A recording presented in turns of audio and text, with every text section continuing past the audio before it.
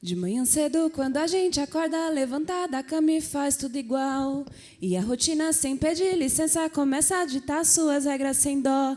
A alegria da gente se vai, a vida é só palidez. Disposição é o que resta pra gente ter. Mas quando Jesus entra na história da rotina, coisas velhas se tornam novas a cada manhã.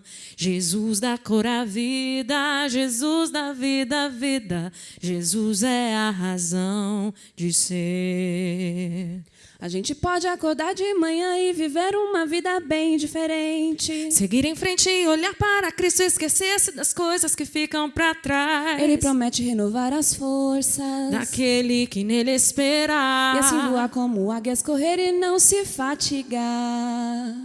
Só quando Jesus entrar na história da rotina, coisas velhas se tornam novas a cada manhã. Jesus dá cor à vida, Jesus dá vida à vida, Jesus é a razão de ser. Jesus é a razão de ser. Razão de ser feliz. Jesus é a razão de ser. Jesus é a razão de ser. Razão de ser feliz. Jesus é a razão de ser.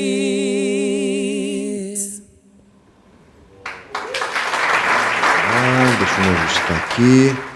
Os artistas da casa nos ajudando a entender o Evangelho e nos brindando com o seu dom tão bonito. Muito obrigado sempre pelo esforço de todos. Estamos falando sobre a vida que segue. E aconteceu uma coisa muito legal essa semana que eu não posso deixar de compartilhar com vocês a respeito dessa conversa de hoje. Nos últimos domingos aí nós falamos sobre Efésios e trilhamos um caminho longo, 14 domingos, analisando o livro de Efésios e aprendendo com a carta de Paulo aos Efésios.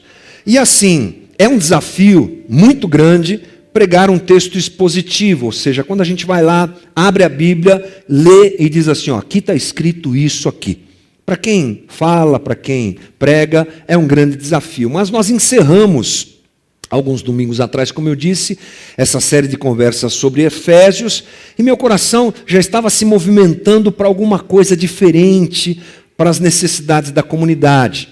E eu pensei, por que não falar sobre assuntos da vida? Porque a vida segue, observando dificuldades, observando alegrias e coisas do dia a dia da comunidade, aquela coisa do corredor, né, da comunidade. Pensei nessa série. E é um desafio também. Pensar num tema, encontrar uma forma de falar, criar o processo todo, e a gente passa os dias da semana deglutindo isso, vai e volta, será que não é, será que é, aquela coisa toda. E eu queria falar essa semana, já vinha há algum tempo pensando nisso, sobre rotina, sobre monotonia. Vai ser a nossa conversa de hoje. Mas ficou aquela coisa no meu coração, será que é, será que não é? E eu gosto desse link de arte, de música, com a conversa que a gente tem, porque ela acaba sendo um instrumento para a gente se lembrar melhor do que foi dito, penso eu, e a gente também usa essa mão de obra maravilhosa, linda, incrível que a gente tem na casa, que são os nossos artistas. E aí eu pensei assim, vou mandar uma música para falar sobre esse tema, já escolhi a música. Você lembra daquela música do Biquíni Cavadão? O nome da banda é horrível, né? Tudo bem, mas a música é boa. Eu vou falar sobre ela daqui a pouco, a música chamada Tédio. Biquíni Cavadão, que foi uma banda conhecida nos anos 80, né? E eu queria falar sobre rotina, monotonia, tédio. Eu falei, aquela música lá do Biquíni Cavadão, o pessoal vai fazer um arranjo, vai ficar bacana. E vamos cantar. Escrevi no meu WhatsApp. Peguei o link no YouTube, lá no meu computador, abri uma mensagem para a Gi, que acabou de cantar aqui, e assim escrevi. Quando eu fui dar enter, assim, uma dúvida. Ó, dúvida cruel. Será que é isso? Será que não é? Não mandei. Continuei pensando no tema. Acho que não é isso, não. Talvez tenha que mudar. No outro dia, a Gi entra no meu WhatsApp e me manda uma música, dizendo assim, ó, quem sabe essa música se encaixa um dia numa pregação que você for fazer. Qual que era o nome da música? Rotina. Já entendi, Senhor, já entendi. Tá certo, confirmou-se. E foi essa música que elas cantaram tão bonito aqui pra gente, né? Rotina. Então eu acho que se a reflexão de hoje for ruim, a culpa é completamente minha, Deus não tem nada a ver com isso, né, gente? Mas vamos pensar um pouquinho sobre isso, rotina, monotonia, tédio, aquela coisa que a gente vive e que se a gente não administrar bem essa coisa, ela pode fazer um grande mal para a gente. As palavras que você pode usar para esse tipo de conversa que nós vamos ter, pode ser monotonia, pode ser tédio, pode ser rotina, você escolha. Eu escolhi a palavra monotonia, eu acho que ela é uma boa palavra para a gente pensar sobre isso. E, aliás, a palavra monotonia, como muitas palavras que a gente usa na língua portuguesa, tem a sua origem aonde? No grego. Meu professor de grego fica feliz quando ele encontra alguma palavra grega, claro. Então, a palavra grega tem origem, a palavra monotonia, perdão, tem origem no grego. O que quer dizer? Ela é formada por duas palavras. Monos, que significa único e isolado, e tonos, que significa falta de variedade. Monos, único e isolado, tonos, falta de variedade. Essa é a ideia da palavra grega. Mas a gente vai lá no dicionário e você vai encontrar o seguinte: monotonia, particularidade, qualidade ou estado do que é monótono, cujo tom não varia, nem se altera, uniformidade no tom, ausência de variação, sem variedade, falta de diversidade e monotonia de narrativa. Nós vivemos uma vida um tanto quanto monótona. E a gente percebe isso nas atividades diárias que a gente tem. É quase que sempre a mesma coisa. Acorda no mesmo horário, faz aquelas coisas que a gente faz de manhã, toma um banho, se arruma, come alguma coisa, como é o meu caso, que não aguento ficar sem comer logo cedo, e aí pega e vai para o trabalho, ou de carro, ou de ônibus, sei lá qual que é a tua rotina, mas é uma rotina.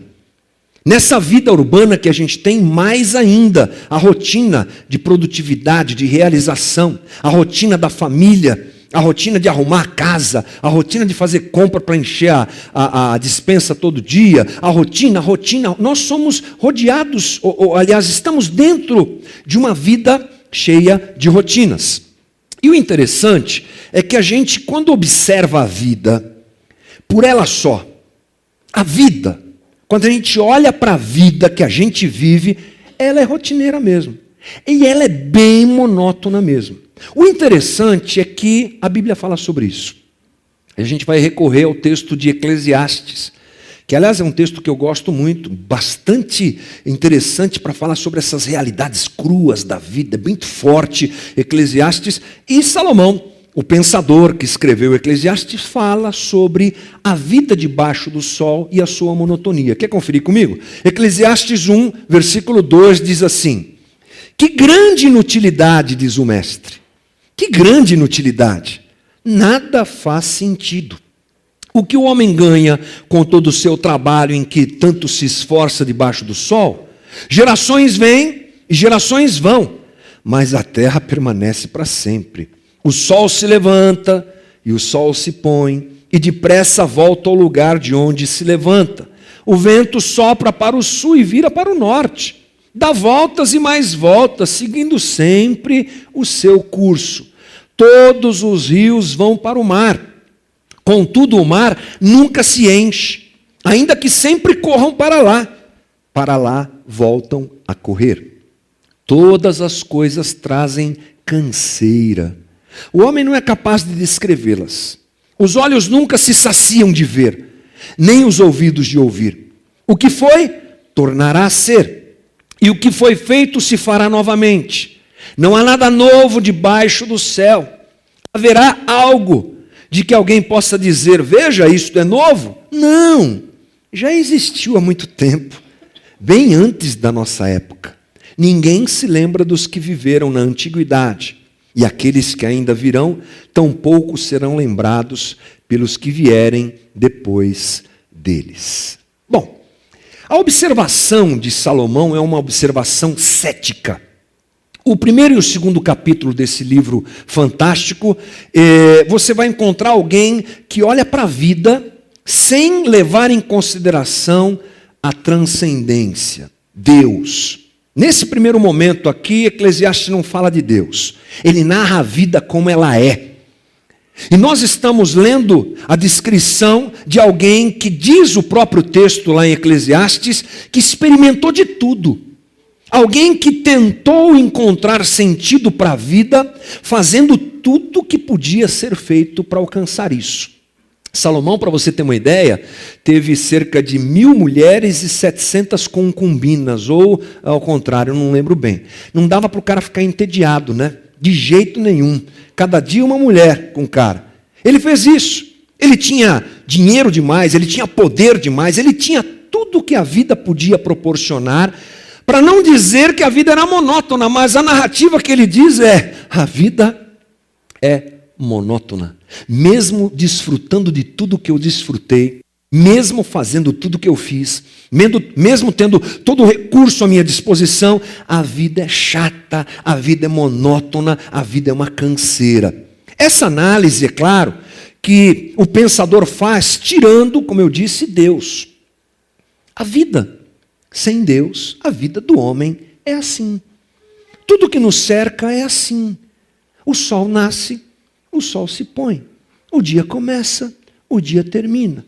O rio leva água por mar, mas o mar não enche. Depois esse rio continua levando essa água para o mar e ele nunca se enche. Tudo é repetitivo, tudo é igual. Gerações e gerações, acaba uma, começa a outra. É a narrativa da realidade que nós vivemos.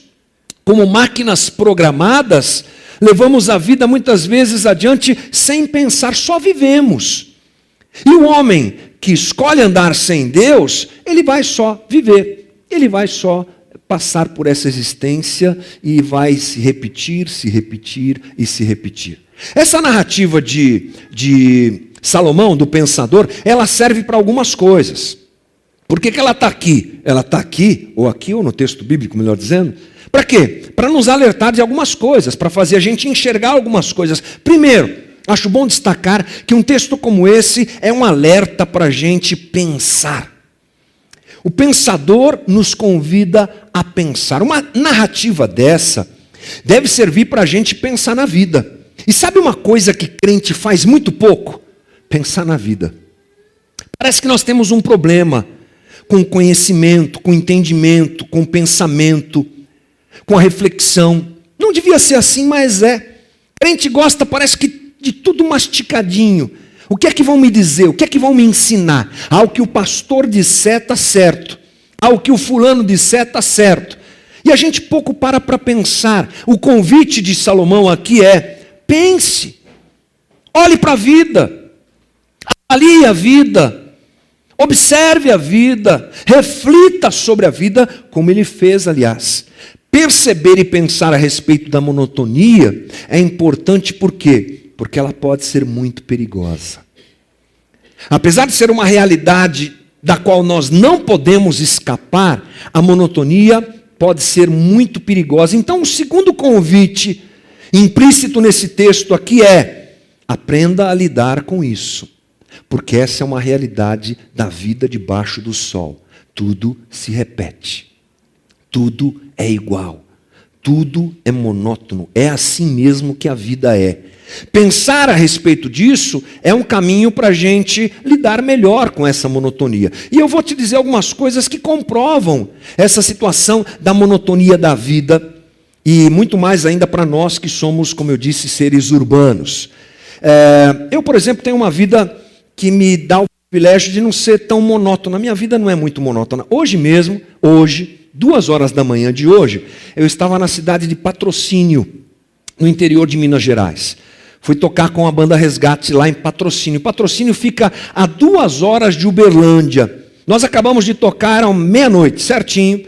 Conversamos com o pessoal lá, brincamos com o pessoal, saímos daquele lugar do local do evento, era 1 da manhã, e depois saímos de Uberlândia às 2 da manhã, aliás, de Patrocínio, às 2 da manhã, com a van, chegando às 4 da manhã em Uberlândia, onde nós pegamos o avião. Para onde? Para Campinas. Descemos em Campinas, depois de ter embarcado às 6, 7 e pouquinho, a gente estava chegando em Campinas, para pegar uma outra van e vir para cá. E eu desci aqui na Marginal Tietê para pegar um Uber para ir para minha casa. Cheguei em casa, eram 9 horas da manhã, tomei um café, dei um beijo na mulher e vim pregar aqui hoje de manhã. Não é nem um pouco monótona, né? Uma vida assim. E a gente fica com inveja. Ah, que legal, que bacana. Vai nessa. Glamour nenhum, glamour zero. Só pedrada. Mas é legal, é claro. Mas sabe uma coisa que é interessante? Eu já tive a oportunidade de viajar e ficar fora de casa um bom tempo, assim, 10 dias, 15 dias. Nesses 29 anos de banda tocando, a gente já fez bastante isso. Principalmente viagens fora do Brasil, que você tem que ficar um pouco mais de tempo. E não é que cansa. Não é que depois de uma semana, assim, que saudade da minha caminha, que saudade da minha casinha, já começa a bater uma monotonia. A gente é assim, a gente é insatisfeito. Meu filho trabalha numa rede de TV. Hoje de manhã estava falando com ele, ele tirou férias, 3 semanas de férias. Aí ele falou assim, aí eu falei para ele hoje, pô, e aí, amanhã, hein? Vai voltar pro trampo, hein? Ele, já estava na hora, já estou cansado já de ficar em casa. É engraçado isso. Reclama porque tem que tirar férias. Quando tira férias, reclama porque quer voltar a trabalhar. Porque nós somos seres insaciáveis. E a monotonia bate na nossa porta mesmo. Se a gente não souber lidar com isso, que é uma realidade tão clara, a gente pode se dar mal. Lembrando que eu falei sobre a música do Biquíni Cavadão, vou ler um pedaço da letra aqui para você ver. Sentado no meu quarto, o tempo voa. Lá fora a vida passa e eu aqui à toa. Eu já tentei de tudo, mas não tenho remédio para livrar-me desse tédio. Aí ele diz assim, tédio não tem um programa. Tédio, esse é meu drama. O que corrói é o tédio. Um dia eu fico cego e me atiro desse prédio. Um dia eu dou um jeito nisso, não aguento esse tédio. Está vendo? Tédio é perigoso. Se não for bem administrado, é perigoso. Enxergar a vida sem Deus faz a gente enxergar a vida desse jeito, como um grande tédio. E não saber lidar com o tédio faz com que eu busque uma novidade atrás da outra, o que é um grande perigo. A história de gente que larga tudo para tentar uma vida nova e frequentemente se dá mal. Eu não quero dizer que você não possa buscar algumas coisas novas na tua vida para que ela seja mais dinâmica. Fique à vontade. É legal. Pintar o quarto diferente, mudar o móvel, trocar um carro. É legal começar a fazer uma academia, praticar um esporte. É legal aprender um instrumento, fazer um curso. É legal. Tem algumas coisas que eu acho que vale a pena nós fazermos. Mas a gente não pode pensar que a gente vai resolver o tédio da vida pelas nossas próprias mãos. Não vai.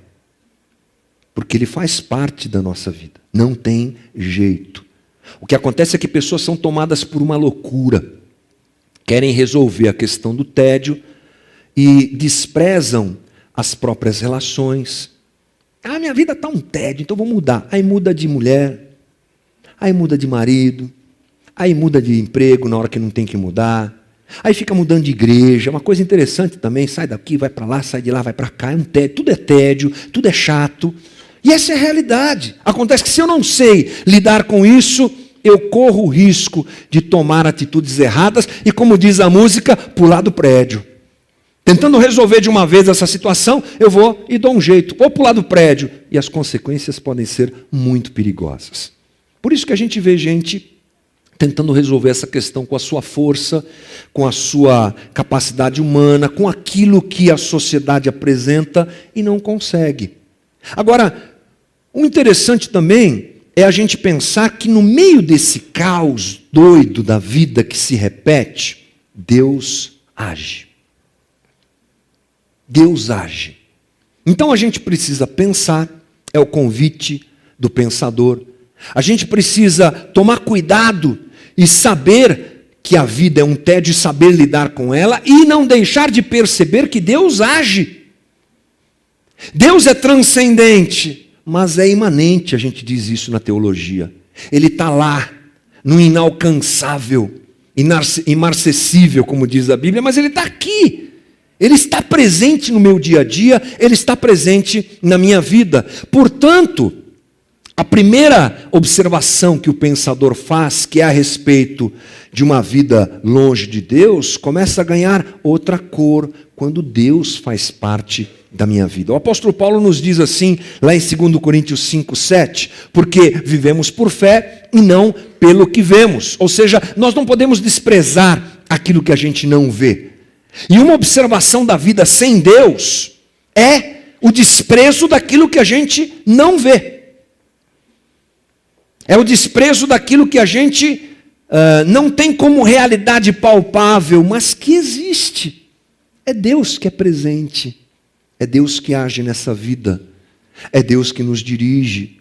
É Deus que aplaca a monotonia da nossa vida. Portanto, nós como cristãos, não vemos a vida de forma monótona. E não podemos ser assim. Porque pensamos no transcendente, no imanente. Porque pensamos que existe um Deus e cremos que existe um Deus agindo e operando na vida da gente aqui. E como disse a música, muito bem cantada pelas minhas irmãs, a vida com Jesus não é nem um pouco monótona. Nem um pouco monótona. Aliás, Jesus, ao conversar com a mulher samaritana, lembra dessa história? João capítulo 4, ele se encontra com uma mulher no tanque de Jacó, eles estão conversando sobre água, a mulher falando uma coisa, Jesus falando outra, mas tem uma frase ali que é a frase mais conhecida dessa história, quando Jesus diz para ela, aquele que bebe dessa água aí do poço de Jacó, daqui a pouco vai ter sede de novo, mas aquele que bebe da água que eu lhe der, nunca mais terá sede, e mais, a sua vida vai se transformar numa fonte a jorrar para a vida eterna. Monotonia zero. Porque a gente encara a vida de outro jeito. A gente percebe a vida de outro jeito. Cristão tem que encarar a vida da maneira cristocêntrica. E observar a vida com as lentes do Evangelho, a cosmovisão cristã, faz a gente perceber que a vida não é nem um pouco monótona. E eu quero te sugerir, dentro dessa ideia, algumas coisas importantes. Algumas coisas bacanas a respeito disso.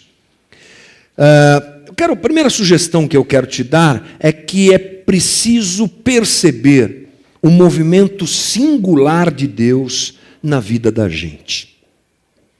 A gente crê em Deus? Sim ou sim, irmão? Sim, né? Sim, a gente crê em Deus. É por isso que a gente está aqui falando sobre Deus. É porque a gente crê em Deus. A gente crê que Deus age hoje, sim.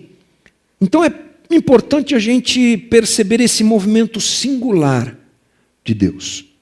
Por quê? Porque nós estamos no meio de uma multidão que é a humanidade. E às vezes a gente acha que a vida é igual porque a gente está no meio de uma multidão que é a humanidade. Mas a gente não pode deixar de perceber como Deus olha para a gente individualmente, ou seja, de forma singular. Vamos nos lembrar que Deus se apresenta da seguinte maneira. Êxodo capítulo 3, versículo 6, diz assim: eu sou o Deus de seu pai, o Deus de Abraão, o Deus de Isaque e o Deus de Jacó. Foi a conversa que Deus teve com Moisés, quando ele se apresenta a Moisés lá na sarça ardente. Lembra dessa história? Deus, ele não fala assim: ô Moisés, eu sou o Deus que move os céus e a terra, apesar de ser verdade. Ele podia dizer: eu sou o Deus que faz o sol nascer todo dia e se pôr toda noite. Eu sou o Deus que cuida das marés. Eu sou o Deus das árvores. Eu sou o Deus das plantas. Eu sou o Deus. Ele fala: eu sou o Deus das pessoas. E interessante aqui é que ele diz assim: eu sou o Deus de Abraão, de Isaque e de Jacó. Ele poderia dizer, inclusive, para sintetizar essa conversa aqui: ô Moisés, eu sou o Deus dos teus antepassados. Já estava resolvido, né? Mas ele fala a singularidade da sua relação com as pessoas. Eu sou o Deus de Abraão, Moisés. Eu sou o Deus de Jacó. Você conhece bem a história de Jacó, Moisés. Eu sou o Deus de Isaque, Moisés. Eu sou o Deus de pessoas. Eu sou o Deus que ajo de maneira individual na vida das pessoas. Eu sou o Deus que cuida de forma individual na vida das pessoas. A generalização é um caminho muito claro para o tédio. Quando a gente pensa assim em todos, quando a gente pensa em tudo, em todas, em muitos, em muitas, em muito, é meio genérico isso. A gente perde a identidade da singularidade e a coisa toma uma cara de monotonia. A gente está conversando aqui num grupo de gente, uma quantidade bacana de gente hoje aqui na comunidade. E é bacana isso. E Deus age no nosso meio coletivo e tudo mais. Mas cada um de nós tem uma história, né? Cada um de nós tem uma experiência, cada um de nós tem uma vida. É dessa singularidade que eu estou falando. Quando a gente generaliza demais, é um perigo. Quando eu me enxergo dentro de um bololô, é um perigo para a minha vida tomar a cara de monótona e eu vestir essa carapuça, esse jeito de enxergar a vida monótona. Claro, estou aqui, sou mais um no meio de uma multidão e acabou. Quando eu percebo a vida assim, a monotonia encontra lugar no meu coração. Mas quando eu me lembro de um Deus que é individual, que eu posso chamá-lo de meu Senhor, meu Deus, meu Salvador, e que com Ele eu tenho uma relação individual e um cuidado especial dele que está sobre mim dia a dia, a coisa não fica monótona. Experiências que só eu tenho, experiências e coisas que só eu vivo, são únicas, são especiais, é o cuidado de Deus. Então a gente precisa prestar atenção na ação divina destinada a cada um de nós. Se Deus amou o mundo de tal maneira que deu o seu Filho unigênito para que todo aquele que nele crê não pereça, mas tenha vida eterna, nesse mundo estou eu. Nesse mundo está o Elias.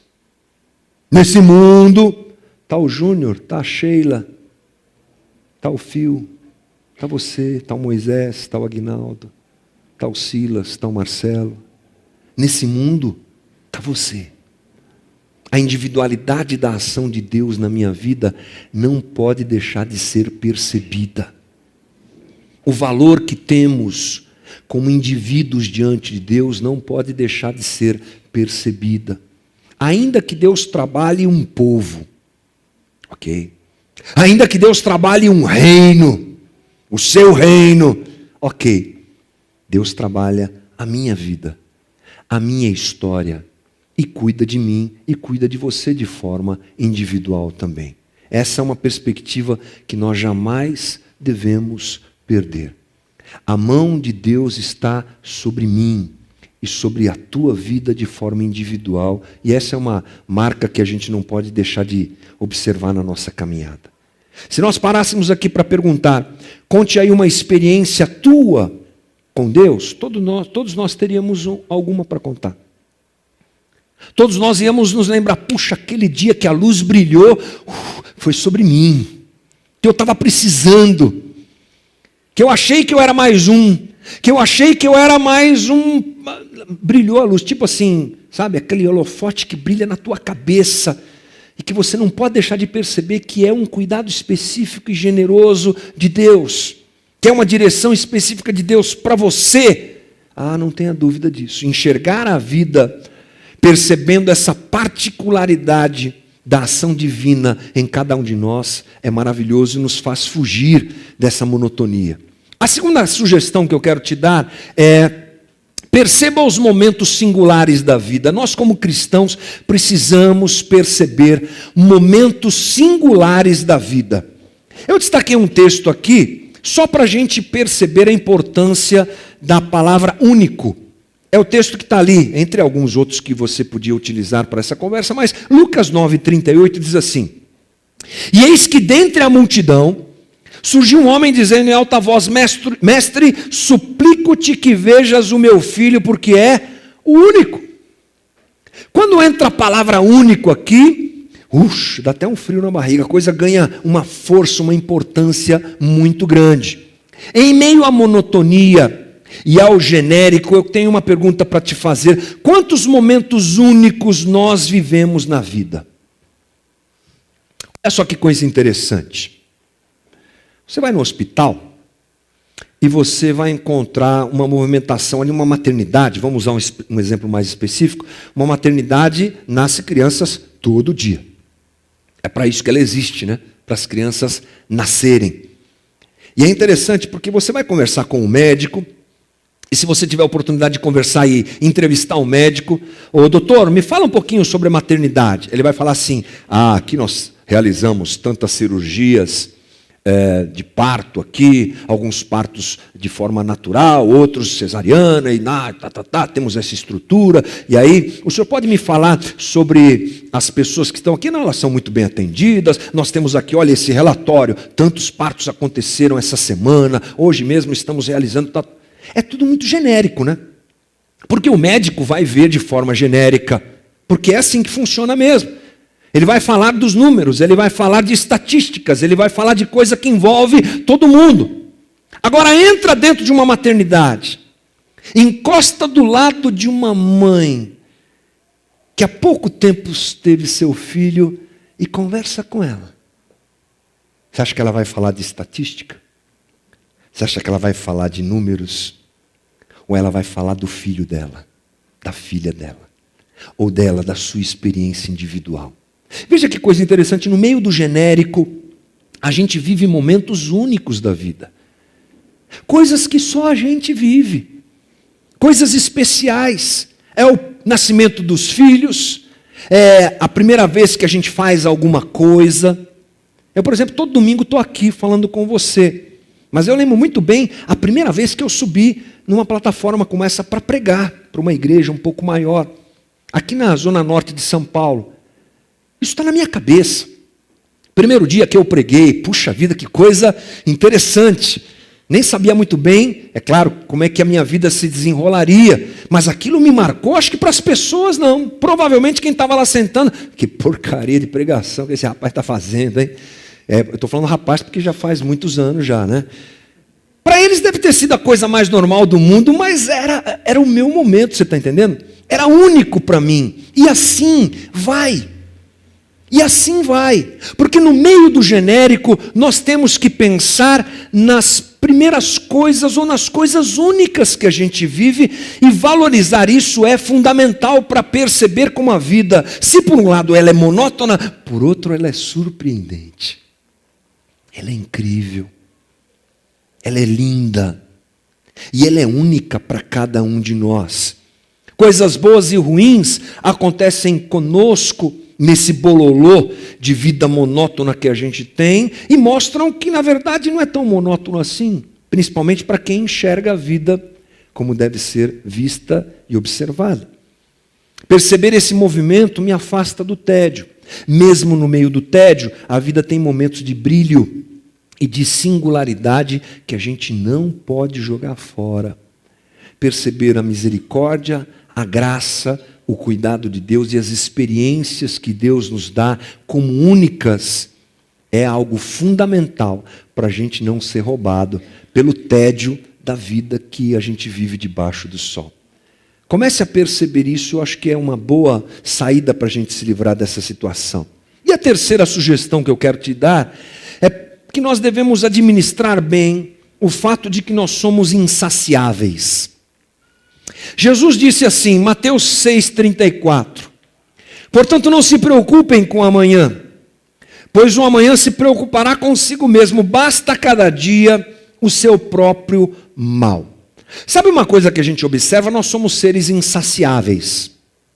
Nós nunca estamos satisfeitos. Essa, inclusive, é uma realidade da existência. Eu já falei algumas vezes aqui, mas tem uma observação interessante lá em Gênesis. Quando Deus sopra na narina de Adão, dando a ele vida, a palavra hebraica usada ali é nefesh, alma vivente. O sopro de Deus fez Adão se tornar alma vivente. Bacana. Mas o texto no hebraico, essa palavra especificamente, nefesh, ela significa mais do que alma vivente. Ou não mais, mas outros significados ela tem. Entre eles, ela tem o significado de fome. Interessante. Deus fez o homem faminto. E não é que é a realidade? Essa é a realidade. A gente precisa se saciar sempre. A gente precisa sempre se saciar. E por isso que é importante nós percebermos essa necessidade de sermos saciados e fazermos uso dessa necessidade de maneira adequada. O que eu quero dizer com isso? Por exemplo, comer. Vamos lá. Você não está com fome, mas agora que eu falei, você vai ficar, porque é assim que funciona. Falou em fome, já começa a juntar água na boca, já começa a lembrar de alguma coisa. Tem cantina hoje aí, gente? Ai, que pena, hein? Que a pregação já até ajuda e ajudar a vender tudo na cantina hoje. Mas é interessante, a gente sente fome quando? Todo dia. Todo dia a gente sente fome. O nosso organismo é insaciável, a gente precisa repor energias. Agora, olha que coisa interessante. Você come de manhã, por exemplo, para saciar a fome da manhã. É assim que funciona. Se você comer de manhã, tentando saciar sua fome da hora do almoço, não vai funcionar direito. Porque na hora do almoço você vai estar com fome de novo. Quando a gente põe um prato bonito na mesa na hora do almoço, é para matar a fome da hora do almoço. Somos seres insaciáveis e precisamos nos suprir frequentemente. Fazer desse momento um bom momento é importante. Porque hoje nós vivemos um tempo de ansiedade muito grande e a gente quer matar a fome do jantar comendo o almoço. É assim que a gente vive hoje. A gente se preocupa em tentar resolver as coisas de amanhã, hoje. E a gente come, vamos supor, vamos usar esse exemplo, se eu quiser matar a fome do jantar na hora do almoço, eu vou estar entrando por um caminho que vai me levar à rotina. Porque nem perceber o prato de comida que eu estou comendo eu vou perceber. Porque eu estou preocupado e pensando na hora do jantar.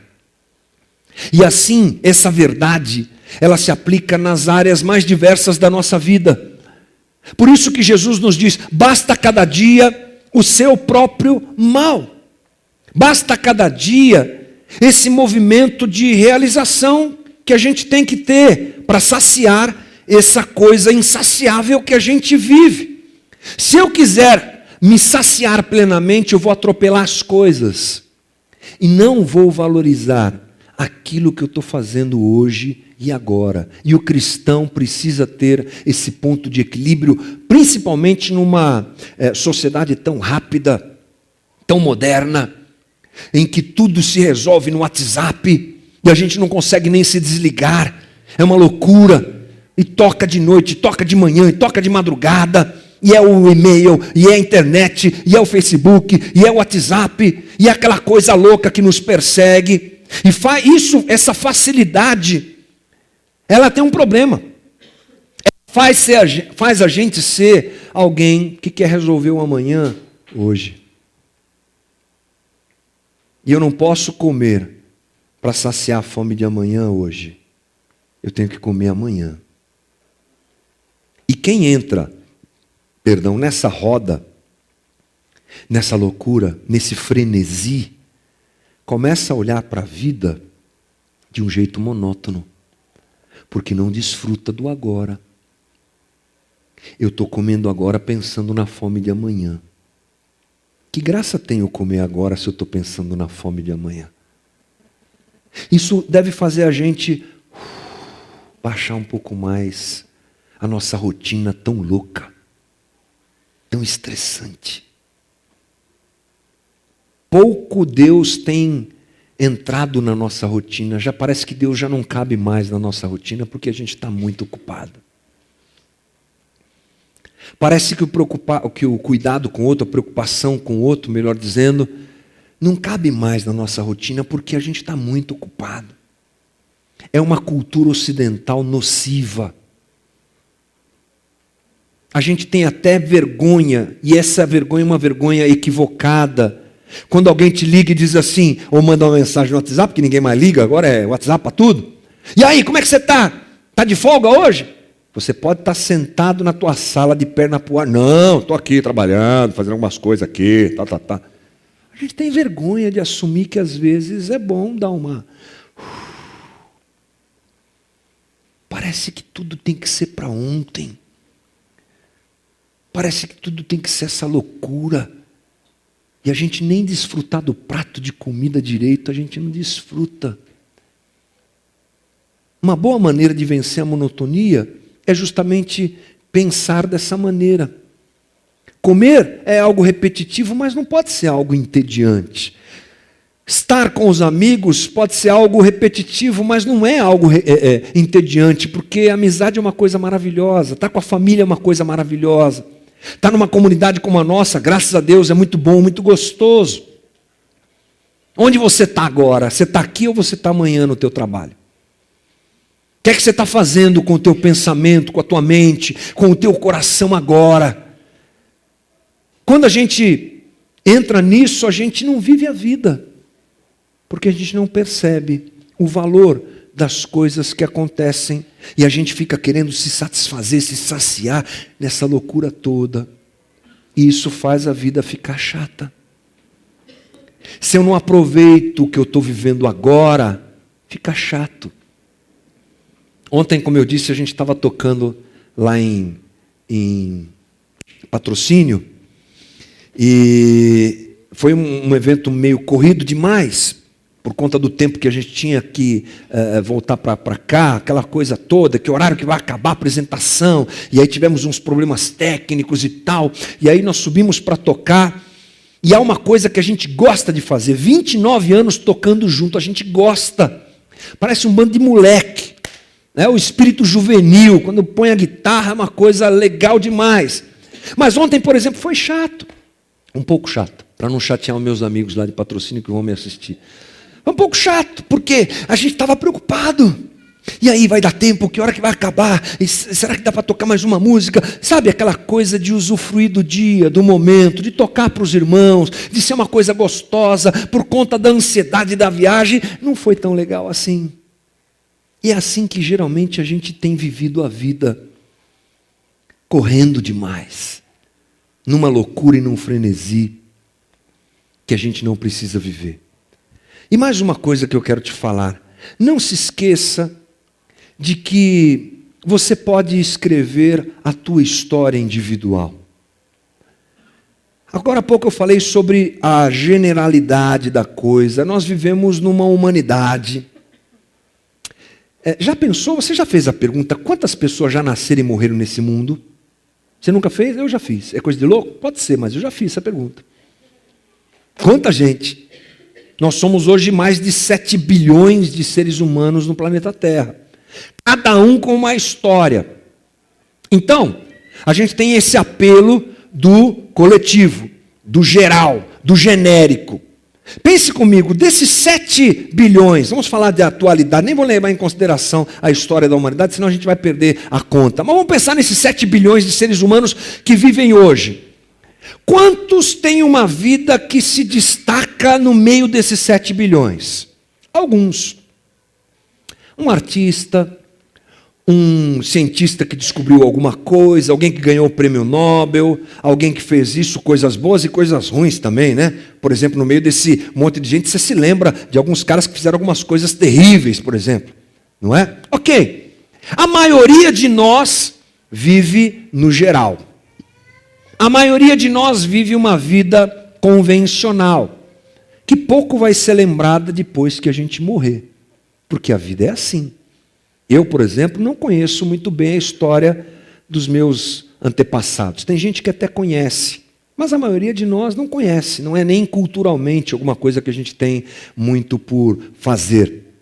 Mas o que eu quero dizer é que, de forma geral, nós observamos essa coisa do mundo que gira, de gente que nasce, que morre, e lá o pensador fala que as gerações vão passando e as coisas vão sendo esquecidas, e a gente se esquece da possibilidade que temos de viver algo muito especial, que é a nossa história pessoal. De nós vivermos uma coisa diferente e que é nossa, e que é individual, e que é pessoal. Algo que a gente pode herdar um pouco dos pais, é claro. Essa genética, acontece e a gente herda mesmo. Eu estava até falando aqui hoje de manhã, se eu colocar meu pai aqui do meu lado, e o meu filho do meio, que é o que mais parece comigo aqui do lado, você vai ver 3 gerações de narizes muito desenvolvidos aqui na frente de vocês. Não é, seu Sila? É isso aí. Né? Interessante que eu olho para o meu pai e eu me vejo nele muitas vezes. O jeito de mexer as mãos, não é? Fisicamente somos parecidos, bonitos, lindos, é claro. Mas é interessante que ele é ele e eu sou eu. Somos parecidos, herdei coisas dele, mas eu tenho gostos diferentes dele. Desenvolvi e vivi uma vida diferente dele. Foi a minha vida, é a vida dele e a minha vida. Assim também meu filho. E eu citei o do meio porque ele realmente parece mais comigo. É assim. Eu transmiti geneticamente para ele muitas características que fazem ele parecido comigo. Mas é o Rafael. Ele tem a sua identidade, ele gosta de coisas que eu não gosto. E a gente vai vivendo com os filhos, às vezes a gente se surpreende. Que ele volta da casa do amigo gostando de uma comida que você nunca fez. Como assim? Onde você aprendeu a gostar disso? Você já perguntou isso para o seu filho? Eu já. Onde você aprendeu a gostar? Fui na casa do fulano, comi não sei o que lá, gostei. E você não gosta, falando, que é isso, que negócio ruim. Mas ele gosta. Mas ele gosta de coisas que você também gosta, tudo bem. O que eu quero dizer com isso, gente, é que nós, apesar de uma herança, apesar de uma história de família que a gente tem, a gente pode escrever a nossa própria história diante do Senhor. Essa é uma possibilidade da vida do homem.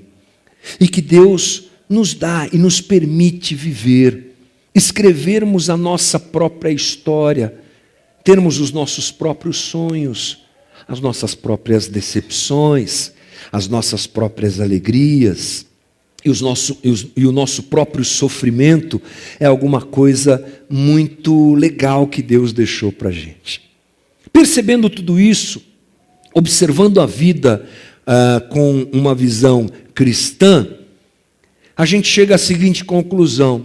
É verdade, por um lado tudo é muito monótono e repetitivo, mas com Cristo a gente pode viver uma coisa nova todo dia, porque a gente percebe a vida de forma diferente todo dia.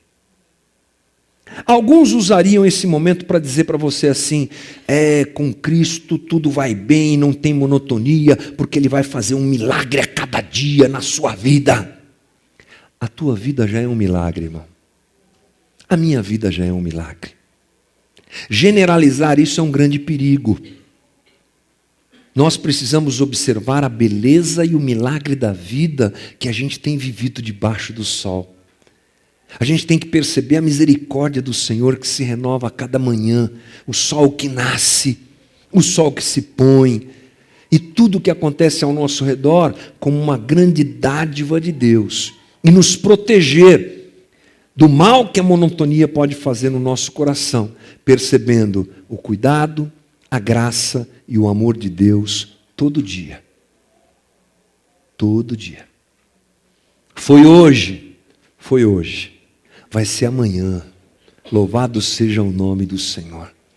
Amanhã, quando você acordar, uau, um balde de misericórdia derramado sobre a minha cabeça, sobre a tua cabeça, para a gente viver um dia de novo. E assim a gente vai se protegendo nesse mundo caótico em que a gente vive, da possibilidade de querer resolver a nossa vida com as nossas próprias mãos. Contamos com a graça e com a misericórdia do Senhor e olhamos para a vida de forma diferente, e que seja assim, começando na minha e acontecendo também na vida de cada um de nós aqui, em nome de Jesus. Que Deus nos abençoe. Vamos orar, querido? Quero te convidar a ficar de pé comigo. Jesus é a razão de ser, Jesus é a razão de ser, Jesus é a razão de ser, razão de ser feliz.